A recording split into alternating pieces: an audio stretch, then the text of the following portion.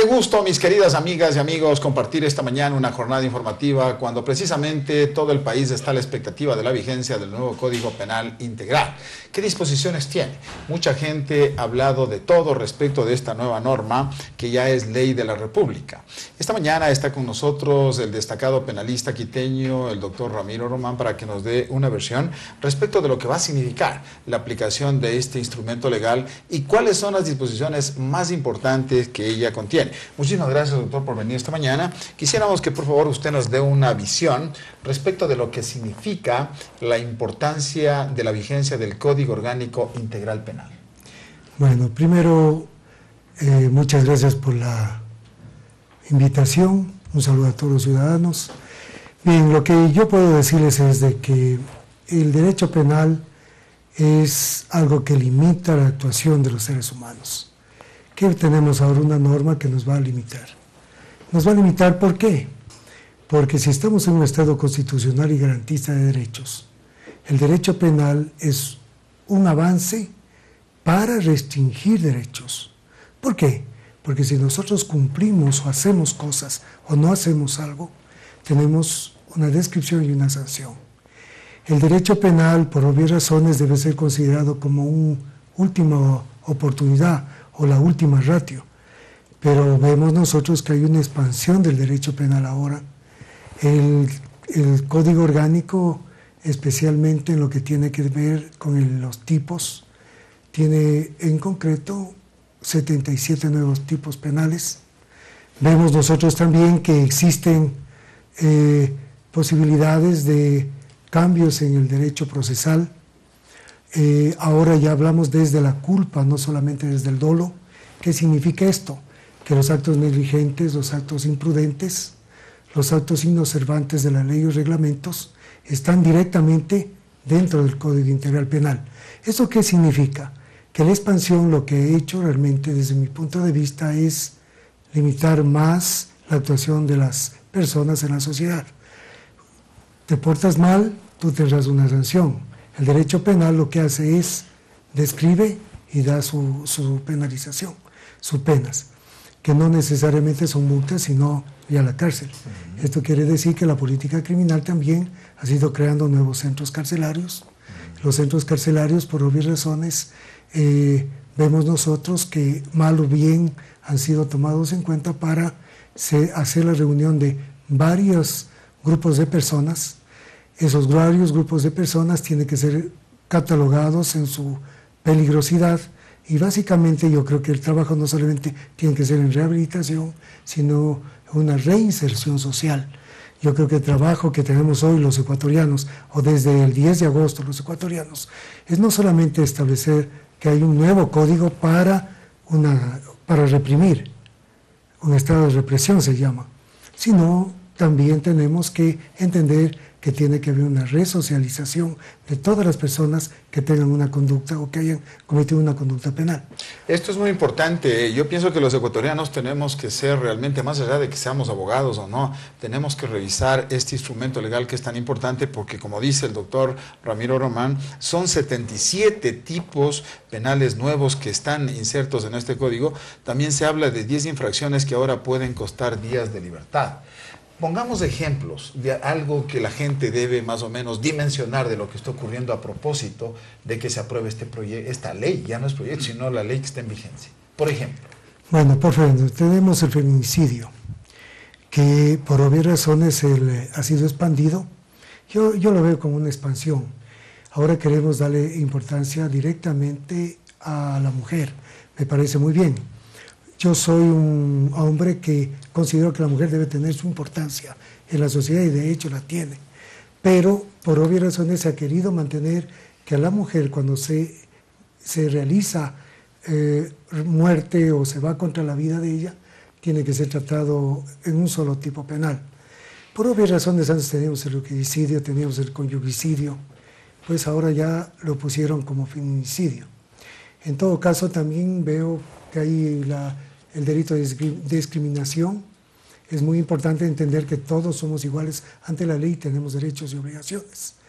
Pero la discriminación trae consigo, por obvias razones, que se acepte a grupos que se han considerado vulnerables más que nada y a personas que tienen diferentes condiciones en la sexualidad o en el sexo.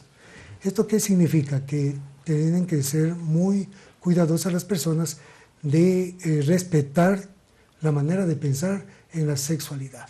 Eso es lo que dice el código. Existe también una parte de lo que significa simulación de secretos, todo lo que significa también el sicariato. Ya está tipificado el sicariato como tal. Antes lo teníamos como asesinato como tipo, antes como homicidio calificado, hoy ya decimos sicariato como tal. Esto quiere decir que se paga para quitar la vida a alguien. Y hay una dualidad. ¿En qué sentido? Dentro del tipo penal tenemos pluralidad de sujetos. Siempre el sicariato hablará de pluralidad de sujetos. ¿Quién paga y quién es el que comete el acto? Eso quiere decir que también ya vamos desapareciendo términos como pandilla, por ejemplo, que era un término utilizado desde España franquista, entre otras partes, para establecer ya la pluralidad de sujetos en 2 o más, ya no en 3 o más. Por otra parte, también yo creo que se ha dado importancia a todo lo que significa los falsos profesionales. La culpa, por ejemplo, dentro de esto va a comenzar a tener mucha efectividad. Ya no hablamos de un causalismo ni un finalismo. ¿Qué significa esto? Que la dogmática penal ya llegó a un funcionalismo. ¿Cuál es el acto funcional? Nosotros hablamos aproximadamente desde 1980 para acá, en el mundo occidental, en Europa básicamente, en Alemania, entre otros países, en lo que se ha establecido el acto funcional. ¿Quién hace un acto de función? Lo hacemos todos, en el rol que cumplimos, en una sociedad de riesgo o peligro. Hay delitos de riesgo y hay delitos de peligro. Si nosotros, por obvias razones, estamos conduciendo un vehículo, estamos todo el tiempo dentro de un riesgo que puede terminar en un peligro.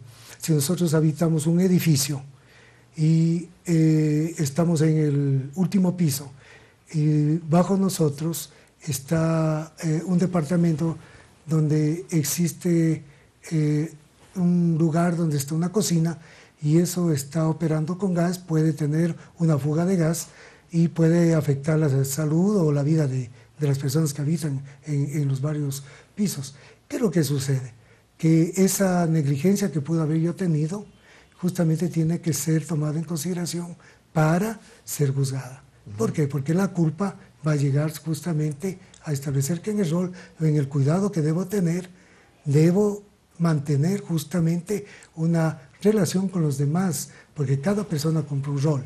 En todo caso, veo también que hay delitos informáticos, el derecho penal económico ha sido ampliado también dentro del funcionalismo. El derecho penal económico. Sí, económico. ¿En qué consiste esto?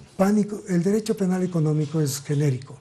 Nosotros tenemos dentro del derecho penal económico todo lo que es informático, tenemos todo lo que significa la parte de la protección al medio ambiente.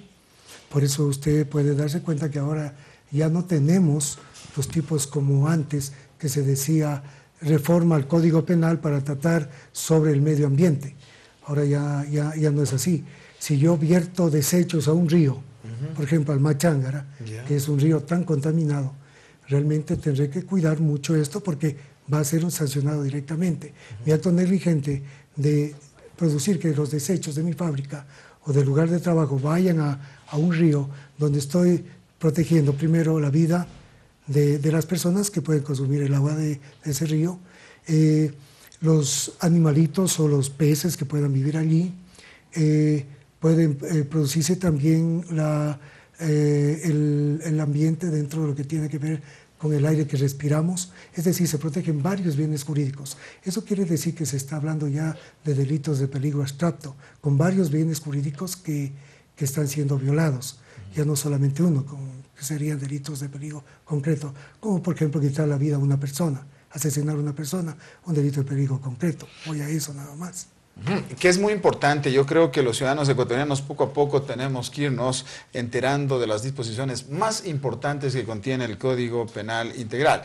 Para citar, por ejemplo, una de las infracciones del artículo 249, habla del maltrato de animales y será sancionado de 3 a 7 días de prisión. Para citar otro ejemplo, ¿no? Por supuesto. Maltrata al animalito, va a la cárcel 7 días. ¿Era necesaria toda esta normativa? Las leyes se crean para que sean respetadas. Yo creo que en el Ecuador siempre ha habido una legislación bastante abundante. El problema es que tenemos los ecuatorianos entender que debemos cumplir con lo que debemos hacer. Por ejemplo, si nosotros en nuestra familia educamos a nuestros hijos de una manera suficiente, diríamos, ¿qué significaría suficiente? Que sean respetuosos con los demás, que tengan una costumbre de no lanzar basura en la calle, que sepan saludar y mantener un respeto y paz ciudadana. Yo creo que vamos a tener una buena influencia posteriormente para el convivir con todos. ¿Qué es lo que sucede? Cuando se rompe el esquema social es cuando tiene que actuar la ley. Exacto. En el derecho civil, el derecho administrativo... Es para enderezar algunas cuestiones que han venido ocurriendo en la sociedad, ¿no? Se endereza la sociedad y se endereza diciendo... O sea, esta ley busca eso, ¿no? Va a sancionársele si hace tal cosa que... Si usted pega al animalito, va a la cárcel. Si usted contamina el ambiente, va a la cárcel. Si usted no afilia a su trabajador, va a la cárcel también. Pero para mí ahí hay un problema. ¿Ya? Un comentario quiero hacer, es mi punto de vista, respetando el de los demás. Yo creo que se está afectando al derecho al trabajo totalmente. Ha habido una cantidad de despidos ya por esta condición. ¿Sí? Totalmente, porque, mire, hay familias enteras, especialmente yo digo en clase media, que es una clase sándwich que tiene toda una condición dentro de la sociedad y que por obvias razones paga impuestos y una cantidad de situaciones, pero también tiene servicio. En el Ecuador tenemos una cosa que es importantísima, tenemos servicio doméstico, lo que no existe en otros países. Yo no sé por qué nos hacemos tanta complicación. A veces yo creo que las condiciones sociales que vivimos en el Ecuador todavía nos permite tener servicio de seres humanos, no tecnificación, no maquinaria que nos sirva.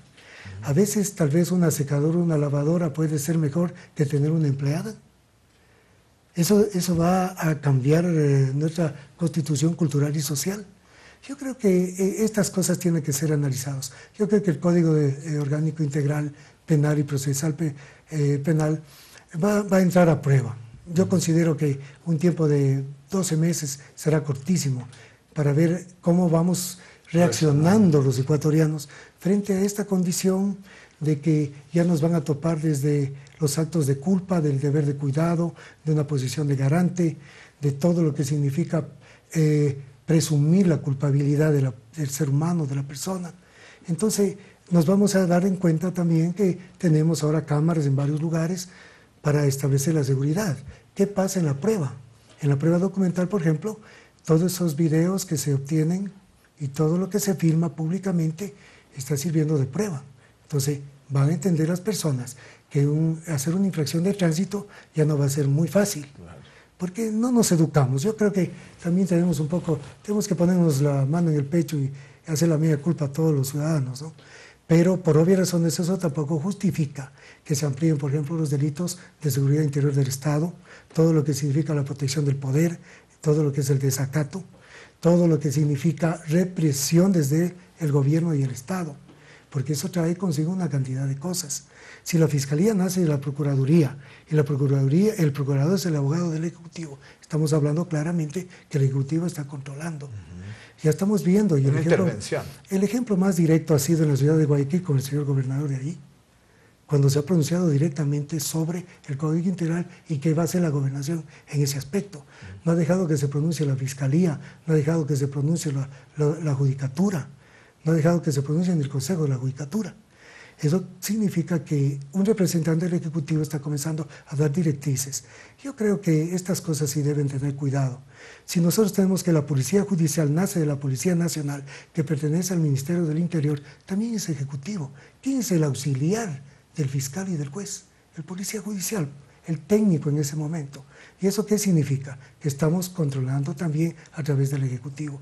Nosotros en el Ecuador debemos ser muy objetivos en estas cosas. Yo siempre invitaré como ecuatoriano y como abogado que soy a que todos los ecuatorianos entendamos en lo que estamos ingresando. A veces nos vamos a sorprender cuando un pariente termine por flagrancia en la cárcel.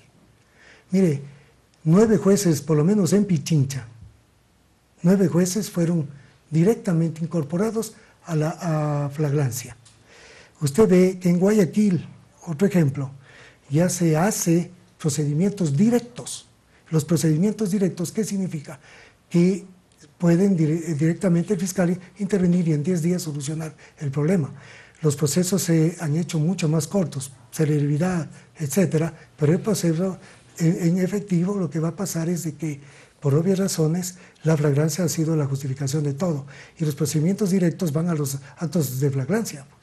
Entonces, ¿qué estamos haciendo? A través del derecho procesal, un control social criminológico directo. Yo creo que en esa parte tienen que entender también que hay procedimientos especiales para los infractores de tránsito. Pueden terminar diciendo, sí, yo cometí la infracción y lo que quiero es que me sancione. ¿Esto qué quiere decir? Que nos hacen perder el principio de presunción de inocencia. En un Estado constitucional y garantista, perder un principio de presunción de inocencia significa ir frente y contra los derechos humanos. Entonces hay muchas situaciones que están pasando con este Código Integral que es sumamente amplio. Habría que analizarlo muchas horas. Pero yo creo que en esencia eso es lo que más o menos nos debería preocupar. Básicamente en lo que tiene que ver también con el control de drogas. Habrá que controlar mucho el pitufeo que se llama. ¿Por qué? Porque una persona dice que puede transportar o tener 10 gramos de marihuana, por ejemplo. Pero si yo tengo una cantidad en mi casa y voy cada vez llevando 10 gramos, todos los días, todo el tiempo voy a tener 10 gramos. Al final me podré convertir en un tenedor de droga, de un consumidor de droga que estoy haciendo cuando yo reúne una gran cantidad en un lugar determinado, que puede ser mi caso o cualquier otro lugar. Entonces yo creo que estas cosas sí deben tener un poco de cuidado, porque esto también ya ha sido aplicado en otros países. A veces hablamos mucho de Europa continental y no continental. El sistema acusatorio adversarial es norteamericano. Nosotros tenemos el proyecto directo desde Estados Unidos. Nosotros tenemos que entender que Alemania tiene mucho que ver en el funcionalismo que ha sido copiado por España y otros países, y nosotros lo traemos a Ecuador y a Latinoamérica. También hay lugares que tenemos que irlos observando y cuál ha sido la proyección. Miren ustedes, por ejemplo, el tercer producto que se siembra en Estados Unidos es la marihuana. El mercado interno tiene que a sus consumidores abastecerlos. Entonces, aparte de controlarse nuestros países por producción de drogas, etcétera, o cuales fueren, pero tenemos esa realidad. ¿Qué ha pasado en esos países? Ya no ha habido sanciones para las personas que consuman o tengan. En los delitos de peligro abstracto, que se llama, el simple tenedor comete un delito de peligro abstracto. ¿Por qué? Porque va contra la salud, va contra la salud pública, va contra la misma población, va contra todas las personas que están al lado de él, y por obvias razones eso hace que se violen varios bienes jurídicos.